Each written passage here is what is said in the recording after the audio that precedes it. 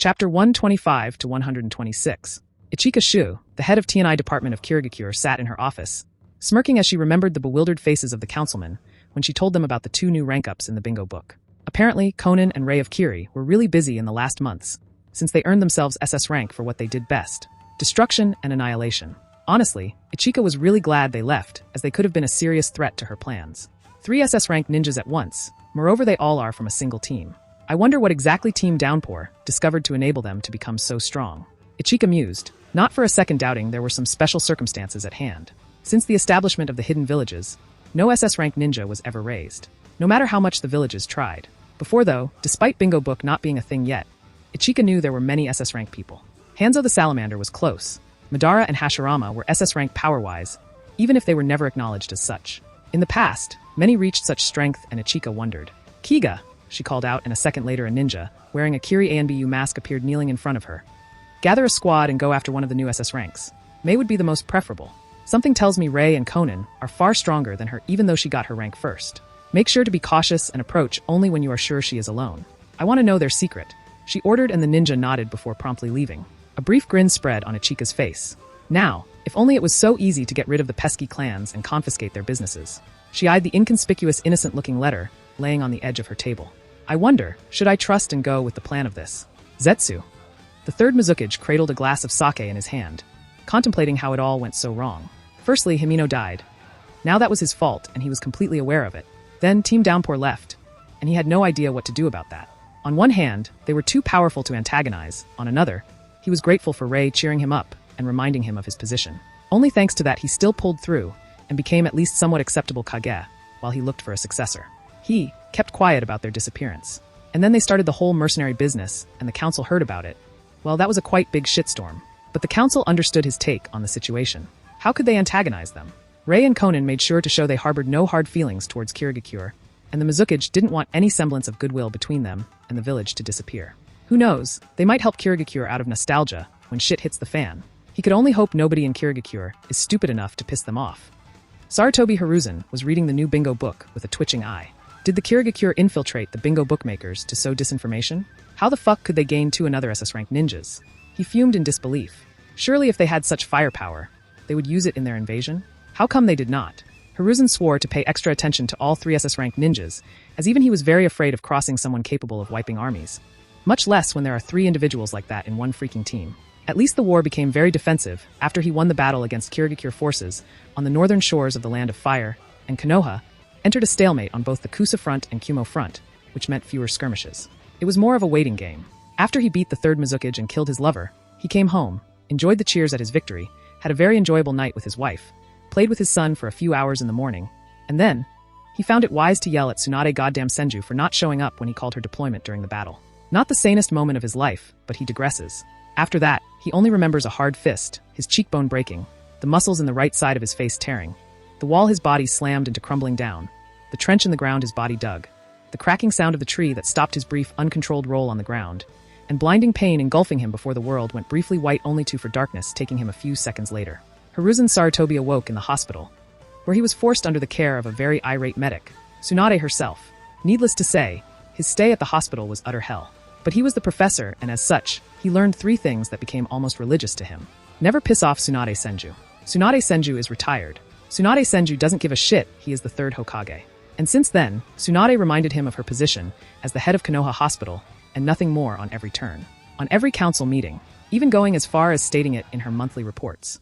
And when he found out the Senju princess used the war to take over some of the economically most important supply lines and businesses in the village. I am too old for this shit. I need to retire. Yes, that's it. That brat of Jiraiya could be a good successor. Yes, that would do. I am too old for this shit, indeed. Hiruzen sighed in frustration. Let the blonde kid deal with the blonde hag. Deep under Konoha, Danzo Shimura stared at the 300 kneeling ninjas wearing blank masks. His root, the full might of his forces. He recalled them all, partly because the new 2 SS rank made it imperative for him to personally give new orders, and partly to prepare for what he was planning to do next. The new addition to the bingo book is a very dangerous thing to Konoha's safety. I want all of you on the lookout for these 3 individuals, Rei of Kiri, Mei of Kiri, and Konan of Kiri, during your upcoming missions. Sadly, no matter how our spies in Kirigakure try, they are still unable to unveil their identity.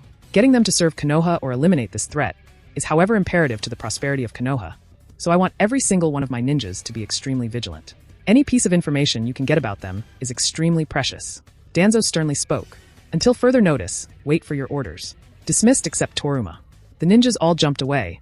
Only one lanky man stayed behind. I want you to go to the land of Earth, discreetly, and I want you to find a way to alert that Tsuchikage that Konoha's defenses in Kusa are really weak right now. Shuffle the story a bit, and make them gather 1,000 of their strong ninjas. You are allowed to bribe and blackmail the daimyo court, and if possible, the Iwagakure's councilman. I want Hiruzen having no other choice than to confront them himself. Danzo impassively ordered, gritting his teeth. Thrice damned Senju bitch. I have no idea where you got the information about the Kirigakure invasion, but this time you won't ruin my plan. Sarutobi will die, and I will be the Hokage. He seethed, remembering all the failed assassination attempts at Tsunade's life. She seemed to just brush away like annoying flies, without even giving them much of her attention. Poison dart? She plucks it mid-air and throws it behind her, not even caring. Poison beverage? She drinks it and just circles her chakra to purge the poison. When she survived the most potent Kusa poison Danzo knew about, without even coughing slightly, Danzo almost ripped out his hair. Outright attack? Not one of his ninjas survived. He already lost 40 of his best, and he was not losing more valuable men. Danzo wanted the Mizukage to penetrate deeper into the land of fire without being noticed. This would give less time to Hiruzen to prepare, making it impossible to gather his troops, which would result in Hiruzen fighting against the Kiri troops, while being vastly outnumbered. Danzo was so sure the old monkey would die there, and then, only for Tsunade to inform Hiruzen about the invasion. Don't fail me, Toruma. You won't like the consequences, Danzo said as dark lines started to form on his forehead. Even remembering Tsunade was bringing him an incredible headache. Dismissed. Namake's Minato stood in front of the Konoha forces that were usually manning the hideouts in the Land of Grass. He was observing the large force of approximately 1,000 experienced IWA ninjas that gathered at the moment's notice. Destroying Canopy Bridge certainly broke the stalemate, and Konoha even started to push IWA back, but nobody predicted the third Tsuchikage would do something so rash as pulling 1,000 high-ranking ninjas and attack Kusa Outpost with the full might of IWA. By doing so, the old midget has basically forsaken the war against Kumo and Suna, focusing fully on Konoha. It was clear to every single ninja on the battlefield that this might very well be the battle that would decide the outcome of the war. What was Minato's problem, then? It was that IWA had a fresh 1,000 high-ranking Jonin and Chunin gathered on the opposite side of the field, while Konoha had barely 500, made of Chunin and a few occasional Jonin that were weary from long fighting in small skirmishes all over the Land of Grass. Their sole backup was the 200 Genins that were usually used for bringing supplies. The odds simply didn't favor Konoha right now, and Minato was very disgruntled by the situation. Minato also wasn't feeling most charitable towards the IWA ninjas right about now. Obito died, Kakashi lost and gained a new eye, Rin was mentally at her lowest, and it was all caused by IWA ninjas. Needless to say, cold fury was gripping Minato's heart. He spent hours upon hours every day training these three, and came to like them, as if they were his siblings, and now they were on the verge of breaking apart. His heart wanted some payback. I will have to use that, won't I? He mentally lamented, remembering his promise to Kushina that he would try to avoid using it as much as possible due to the target it would paint on his back. Beggars can't be choosers, I guess. Minato hummed, and the decision was already made for him. He would, however, never admit that he actually wanted to use it, and since IWA ninjas willingly volunteered, before the battle, they had a bit of time to decide on a plan. Minato was one of the very few elite Jonins available, so he was naturally in the leadership position despite such a thing being unthinkable under normal circumstances. Normally, it would be a clan ninja in charge, or someone older in the case of a civilian born. Alas, Minato became the victim of circumstances and gained this opportunity. He was just elated that he always carried thousands of his special kunais, just in case. Minato quickly ordered every ninja to carry 2 of his kunais and throw them when signaled to, which was now. Minato raised his right hand and a volley of kunais flew high into the sky, showering the ground 100 feet in front of the charging Idou, and ninjas who just funnily watched at the Konoha idiots who couldn't even aim properly. The IWA ninjas were quite amused at their enemies wasting kunais and throwing them without anyone even being in the range. If they just took a second and thought about the situation, they would naturally stop or try to go around the field of harmless kunais, maybe even realize whose these special kunai were, but the IWA ninjas were too drunk on the vision of success to give it a thought. They just stubbornly charged ahead. Is Konoha really so stupid to waste kunais like that? Mei asked, tugging on Rei's sleeve, who chuckled at her naivety as the two of them watched the beginning of the battle from a nearby hill. Nobody else was interested in it, to be honest. No. He started but stopped talking when Minato started charging alone into the IWA army. Just watch. In the end, he said, letting Mei make her own assumptions after witnessing the battle. Honestly, Rei didn't know what he was expecting. This was supposed to be the event that made the fourth Hokage a living legend and cemented his position as Hokage candidate despite him being a non-clan shinobi in a village where most of the council is made of clan heads. Did he expect to see a yellow flash and all IWO ninjas fall, as if their strings were cut? A total, as if magical annihilation in under a second? Maybe he did before he knew how chakra works and studied jutsu and seals deeper. Maybe he did before he reincarnated. After all, that would be certainly cool, no? But it was impossible. Being able to kill 1,000 people with a transportation seal in under a second would tear the user's body apart. That was naturally not what he witnessed.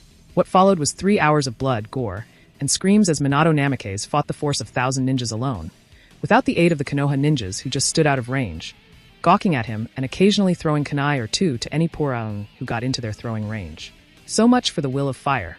Minato flashed left and right all around the battlefield, reaping lives and creating chaos in the ranks of his enemies. He used their numbers against them, sowing more and more fear and uncertainty with his sudden appearance and disappearance. 1 second he was in the left wing of the IWA army. The next second he could very well be in the right wing, in the middle, or anywhere else for that matter. They can't fight him at all. Mei commented. He is too fast for them to even retaliate. Yup, the seal must take quite a lot of chakra to create, but I guess it takes a very minimal chakra to actually use, otherwise he would already be dead by now due to chakra exhaustion. Rei nodded, analyzing the seal by the way it worked and what he knew of it. I must say I am a bit disappointed. I expected more. Even the Reikage could do this if he had an unlimited supply of chakra. The only 2 reasons why this is so deadly is that firstly, the enemy didn't expect it and don't know how to counter such tactics. They basically panic at this point and are getting slaughtered for it. And secondly, it takes little chakra to maintain such a pace. I don't think it would work against me, Mei proudly stated, narrowing her eyes at another flash of yellow in the distance. Rei was observing her too, and he noticed she could somewhat follow the yellow lad's movements. This only made Rei even gladder for Mei's progress. Well, you do have an area of effect melting mist. The second he would face you, the poor sod would run as far as his seals could get him if he knew what is good for him. Rei chuckled and ruffled Mei's hair. Honestly, there are so many techniques that could counter this bullshit porting that it's not even funny. And yet, the IWA idiots don't use them. By now, I can honestly say most of them deserve being slaughtered. Rei shook his head and twirled one of Minato's kunais on his finger. He swiped it from the air with a chakra string when the Konoha ninjas threw them, and quickly disabled the beacon seal, so the kunai was as good as dead to Minato's senses. I want to try to fight him, Mei said, startling Rei. He has almost finished with the IWA ninjas anyway. Sue, can I? Pretty please. She used a very effective puppy eye no jutsu on Rei, who face-bombed and groaned, but couldn't really say no to that cute expression. Minato was almost finished, and the remaining IWA ninjas were running away anyway. The young man didn't even seem all that winded to Rei. He only gasped for air on all 4, which translated to being able to keep going in shinobi jargon. Surely he could entertain Mei for a bit, right? Minato, you poor lad. I think you are about to get shafted.